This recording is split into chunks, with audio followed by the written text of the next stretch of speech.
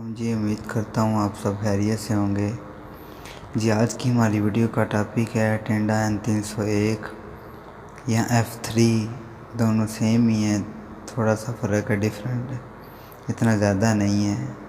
बाज़ वर्जन में डिफरेंट है, बाकी इनकी कॉन्फ़िगरेशन में सेम ही है। तो इनका फर्मवेयर अपडेट करके मैं बताऊँगा और माज़रत करता हूँ वीडियो लेट आने की, क्योंकि कुछ मसरूफियात की वजह से वीडियो नहीं बना सका।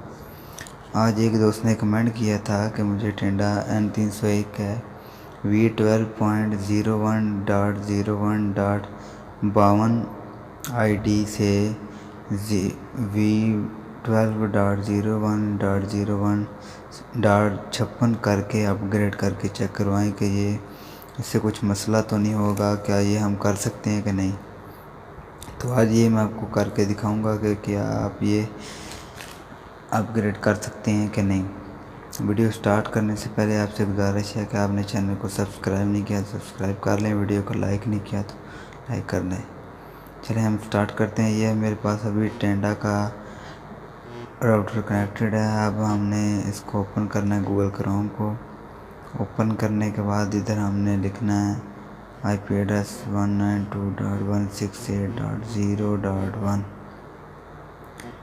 ये बाय डिफ़ॉल्ट यही IP होती है। और उसके बाद कंटिन्यू टू साइट कर दें और ये आपके पास आपके राउटर का लॉगिन पेज आ जाएगा। आपने जो भी पासवर्ड लगाया लगा दें। मैंने बाय डिफ़ॉल्ट एडमिन ही लगाया हुआ,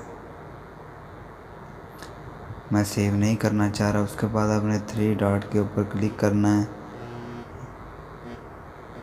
इतना तो सबको पता ही है। उसके बाद आपने एडमिनिस्ट्रेशन पे क्लिक करना है और स्क्रॉल डाउन करके नीचे आपने आना है। और ये देखें मेरे पास ये फर्मवेयर V12.01.01.52-ID वाला अपग्रेड है। और इधर से हमने -56 वाला करना है। और ये आज करके हम चेक करेंगे कि ये वर्क करता है कि नहीं। ये मैंने डाउनलोड कर रखा है इसका फर्मवेयर, वो भी मैं आपको दिखाता हूँ और कहाँ से डाउनलोड करना है वो भी आपको दिखाता हूँ। अभी मैं दूसरा इंटरनेट कनेक्टेड करता हूँ। ये इंटरनेट तो रीसेट है, इसकी कॉन्फ़िगरेशन नहीं हुई। और मैं आपको टेंडा की वेबसाइट पे लेके चलता हूँ।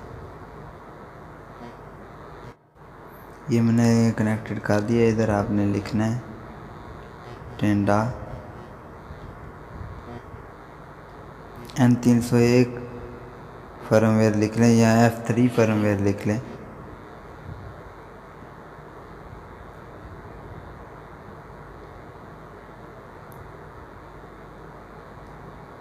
ये जो फर्मवेयर है मैं आपको दिखा रहा हूँ, ये वाला फर्मवेयर ओल्ड है और जो अब हमने न्यू करना वो ये है।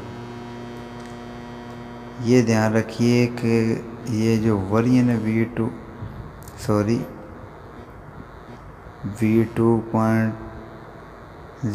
V2.0 यही हो। और V5.0 का जो है वो इधर स्टार्ट होता है V03 से। जो V2.0 है उसका स्टार्ट होता है V12 से, ठीक है। और ये आपने डाउनलोड करना है, इसके आपने डाउनलोड एरो पे क्लिक करना है। और ये देख सकते हैं आप कि इसकी अपडेट डेट है 2022, ठीक है। ये लेटेस्ट वर्जन है, ये मैंने ऑलरेडी डाउनलोड कर रखा है। मैं अभी ये अपना टेंडा राउटर को कनेक्टेड करता हूँ। ये टेंडा राउटर मेरा कनेक्टेड हो रहा है, अभी कनेक्टेड हो चुका है। अभी हम इधर IP लिखते हैं उसकी दोबारा,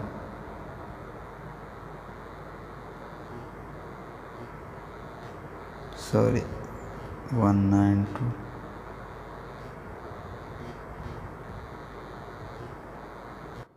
ये मैंने इसका IP एड्रेस ओपन कर लिया है। अभी मैं 3 डॉट पे जाकर एडमिनिस्ट्रेशन पे क्लिक करूँगा और नीचे आऊँगा और इधर आके मैं ब्राउज़ पे क्लिक कर लूँगा, ठीक है।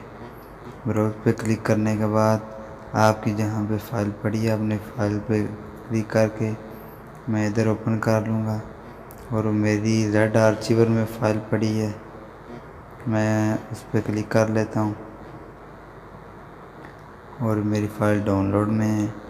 और इधर मैं लिखता हूँ N301 और जो ओल्ड वर्जन था वो ये है और जो अभी हमने करना है वो ये 56 वाला। ठीक है, हम इसको एक्सट्रैक्ट कर लेंगे, सॉरी पहले इसको एक्सट्रैक्ट करेंगे,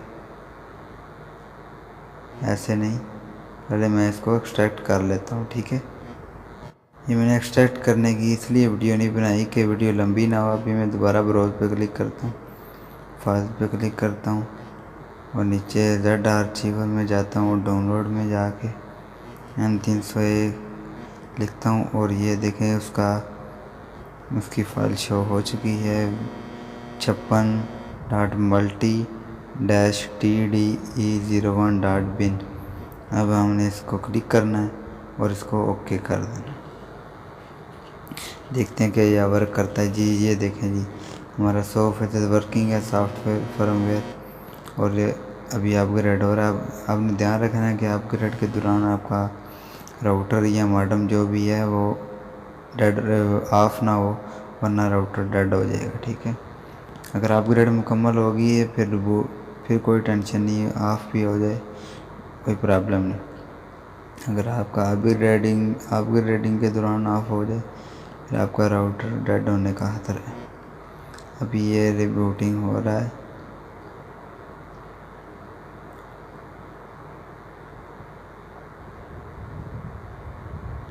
अभी मैं अपने टेंडा राउटर को कनेक्टेड करता हूँ। ये टेंडा राउटर मैं कनेक्टेड कर रहा हूँ, ये कनेक्टेड हो चुका है। और ये देखें इधर मैं एडमिन लगाता हूँ और ये देखें जी हमारा राउटर अपग्रेड हो चुका है। हम दोबारा एडमिनिस्ट्रेशन पे जाएंगे और नीचे एंड पे आएंगे और ये देखें हमारा मौजूदा वर्जन है करंट फर्मवेयर वर्जन V12.01.01.56-multi। आगे आईडी था 52-ID और ये था न्यू हमारा फर्मवेयर। ठीक है, और ये वायरलेस पे चेक कर लेते हैं हम।